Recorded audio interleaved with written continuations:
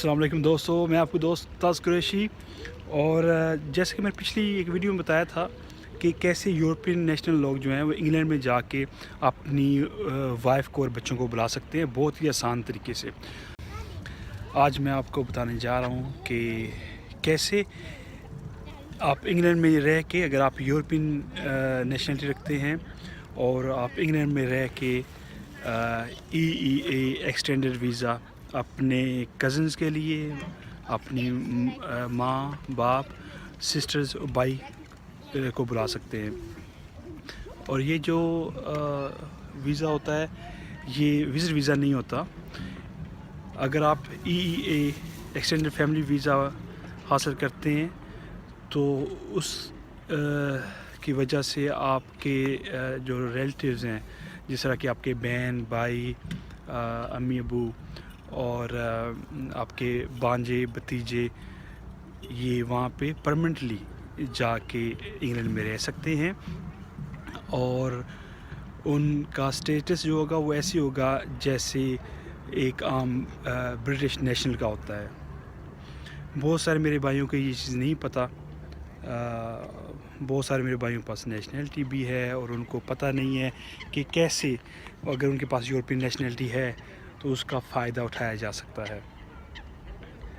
ये एक तो ये चीज़ लोगों को भी नहीं पता कि ये जो लॉ है ये यूरोपियन लॉ है, कोई इंग्लैंड का लॉ नहीं है कि इंग्लैंड जी आपको कोई रियायत देता है कि आप के पास अगर यूरोपियन नेशनलिटी है तो आप अपने रिलेटिव्स को वहाँ पे पका रहने के लिए बुला सकते हैं। ये यूरोपियन लॉ है और इसीलिए इंग्लैंड में रहने वाले जो लोग हैं, अगर उनके पास इंग्लैंड की नेशनलिटी है तो वो अपने बहन भाइयों को नहीं बुला सकते। विज़िट के लिए तो बुला सकते हैं 6 महीने के लिए जो वीज़ा होता है, लेकिन वो उनको परमानेंटली रहने के लिए नहीं बुला सकते। सिर्फ यूरोपियन जो लोग हैं, अगर उनके पास यूरोपियन पासपोर्ट है तो वो उनको बुला सकते हैं। ये बहुत ही एक आसान तरीका है। और दूसरा ये कि जो वीज़ा अप्लाई करना ये फ्री में होगा, इसकी कोई भी फ़ीस नहीं है, फ्री ऑफ कॉस्ट आप अप्लाई कर सकते हैं और फ्री ऑफ कॉस्ट आपके का वीज़ा लग सकता है और आप इंग्लैंड में आके रह सकते हैं। तो दोस्तों ये बहुत ही आसान तरीका है। जो मेरे भाई इस वक्त डिफरेंट यूरोपियन कंट्रीज़ में हैं और वहाँ की नेशनलिटी रखते हैं, वो ये मेरी वीडियो गौर से देखें और बआसानी बगैर किसी एजेंट को 10-15 लाख रुपए दे के वो यहाँ पे आ सकते हैं। और इसके लिए करना उनको ये होगा कि जो लोग ऑलरेडी इंग्लैंड में हैं उनके लिए तो आसानी है क्योंकि वो ऑलरेडी इंग्लैंड में हैं, लेकिन जो मेरे भाई इंग्लैंड में नहीं हैं उनको चाहिए होगा कि वो इंग्लैंड में चले जाएं। यानी कि जो यूरोपियन नेशनलिटी रखते हैं और किसी यूरोपियन कंट्री में, तो वो उनको चाहिए कि वो इंग्लैंड में चले जाएं। जब वो इंग्लैंड में चले जाएंगे तो सबसे पहले उन्होंने क्या करना है कि नेशनल इंश्योरेंस जो उनका नंबर होता है वो अप्लाई करना है। वो आपको फ़ोन करना पड़ेगा उनके नेशनल इंश्योरेंस जो उनका डिपार्टमेंट है, वहाँ पे फ़ोन करेंगे, वो आपको अपॉइंटमेंट दे देंगे। उनको आपने कहना है कि हम किसी भी कंट्री से, इटली से, हॉलैंड, जर्मनी, कहीं से भी आप आए हैं, तो आपने कहना जी मैं मूव हो गया हूँ इंग्लैंड में और मुझे नेशनल इंश्योरेंस नंबर चाहिए, और उसके लिए वो आपको अपॉइंटमेंट बुक करके देंगे। मोस्टली आज का जो अपॉइंटमेंट मिल रही है वो 4 से 6 हफ्ते के बाद की मिल रही है, ब्रेग्जिट की वजह से, क्योंकि आपको पता है कि यूके जो है 29 मार्च को निकलने जा रहा है, तो उस वजह से अपॉइंटमेंट ज़रा लेट मिल रही है। लेकिन आप अपॉइंटमेंट बुक कर लेंगे जब, उसके बाद 2 से 3 दिन बाद आपको घर पे लेटर आ जाएगा जो आपने एड्रेस लिखाया होगा यूके का। उस लेटर में लिखा होगा कि आपने अपॉइंटमेंट में क्या क्या डॉक्यूमेंट्स लेके आने हैं साथ। जब आप उस अपॉइंटमेंट पे जाएंगे डॉक्यूमेंट्स लेके, तो आपको नेशनल इंश्योरेंस नंबर जो है इशू कर दिया जाएगा। जब आपको नेशनल इंश्योरेंस नंबर इशू हो जाएगा, उसके बाद आपने कोई जॉब वगैरह ढूंढनी है।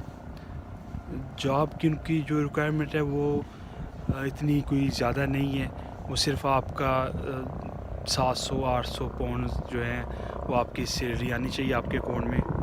اور دوسری چیز یہ ہے کہ جس ریلیٹیو کو آپ نے بلانا ہے, چاہے بہن ہے, بھائی ہے, ماں باپ, بانجا یا کوئی بانجی ہے, اس کو آپ بلانا چاہتے ہیں تو ایک چیز آپ نے ابھی سے کرنا شروع کر دینی ہے کہ اس کو آپ نے جو ہے پیسے بھیجنے ہیں, اور پیسے بھیجنے ہیں اکاؤنٹ کے ذریعے, کیونکہ آپ کو پروف بنانا ہے کہ میرا بہن بھائی یا ماں باپ, بانجا یا بانجی ہے یا بھتیجا بھتیجی ہے, یہ مجھ پہ ڈپینڈ کرتے ہیں اور ان کو میں پیسے بھیجتا ہوں.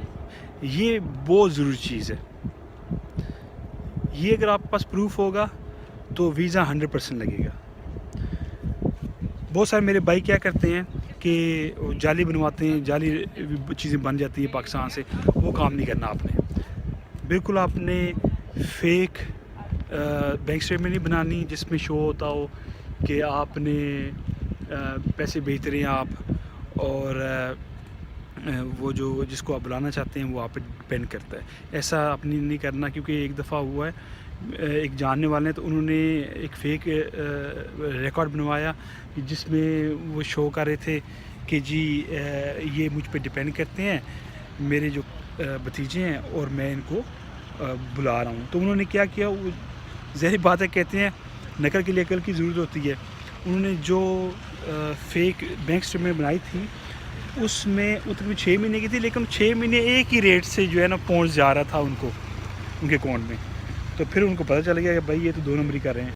اچھا, تو جب آپ پاس ایک ریکارڈ بن جائے گا کہ آپ جس رشتہ دار کو بلانا چاہتے ہیں اس کو آپ نے پیسے بھیجے ہیں, اور یہ کم سے کم 6 مہینے ہونا چاہیے آپ کے پاس ریکارڈ, اور 6 مہینے کے بعد پھر آپ نے ویزا اپلائی کرنا ہے. ویزا جو ہے وہ آن لائن بھی اپلائی ہو سکتا ہے, یعنی کہ آپ جو بلا رہے ہیں وہ بھی آن لائن اپلائی کر سکتے ہیں, اور وہاں پاکستان سے بھی اپلائی ہو جاتا ہے. پھر اس میں یہ ہوگا کہ آپ کو پیپر وہاں پہ بھیجنے پڑیں گے. سب سے بیسٹ میں آپ کو یہ کہوں گا کہ آن لائن آپ انگلینڈ سے اپلائی کریں, وہ ایزی رہے گا. اور اس میں 1 ویک کے اندر موسٹلی ان کا جو ہے نا وہ ویزا بھیج دیتے ہیں. اور جیسے میں نے پہلے بھی بتایا ہوا ہے کہ یہ ویزا جو ہے یہ یو کے ہوم آفس سے ایشو ہوتا ہے, ان کی جو انگلینڈ سے ایشو ہوتا ہے, یعنی کہ ایمبیسی سے نہیں ایشو ہوتا. تو اس میں جو ہے وہ تقریباً 1 ویک لگتا ہے موسٹلی اس کیس میں, یعنی کہ یہ جو ایکسٹینڈڈ ویزا اس کی بات کر رہا ہوں. ویسے تو لوگ ویزا اپلائی کرتے ہیں, ویزا یا شادی کی ہوتی ہے, جو انگلینڈ کے رہنے والے لوگ ہیں ان کو تو بہت ٹائم لگ جاتا ہے, وہ تو 6 مہینے لگ جاتے ہیں, سب 3 مہینے, اس طرح وہ ڈفرینٹ اس کا پروسیس ہے. لیکن یہ یورپین لوگ ہوتے ہیں ان کے لیے زیادہ ایزی ہے اپنے کسی ریلیٹیو کو بلانا. تو آپ جو ہے آج سے تیاری شروع کر دیں, پیپر جو ہے وہ کمپلیٹ کریں اپنے, کیونکہ میں نے پہلے بھی بتایا ہوا کہ آپ لوگوں کے آپ نے کمپلیٹ پہلے ان کے جو ریکوائرمنٹس ہیں وہ سمجھنی ہے, پھر آپ نے ڈاکومنٹس جو ہیں ان کو ریڈی کرنا ہے. ایسا نہیں کرنا بالکل آپ کو کچھ پتہ نہیں ہے تو ایسے ہی جناب وہ پیپر جو ہیں جمع کرا دیں, پھر ویزا ریجیکٹ ہو جاتا ہے, پھر آپ پریشان ہو جاتے ہیں. تو اس طرح نہیں کرنا. دوستوں, اگر کوئی چیز رہ گئی ہو تو آپ نیچے دیے گئے کامنٹ سیکشن میں مجھ سے پوچھ سکتے ہیں, میں آپ کو آنسر کروں گا. اور اگر آپ کو میری یہ ویڈیو پسند آئے تو میرے اس چینل کو سبسکرائب کرنا نہ بھولیے گا, اور اس ویڈیو کو اپنے دوستوں کے ساتھ شیئر کرنا نہ بھولیے گا, اور اس ویڈیو کو لائک کرنا نہ بھولیے گا. تو ملتے ہیں ایک نئی ویڈیو کے ساتھ. اپنے دوست کو اجازت دیں. اللہ حافظ.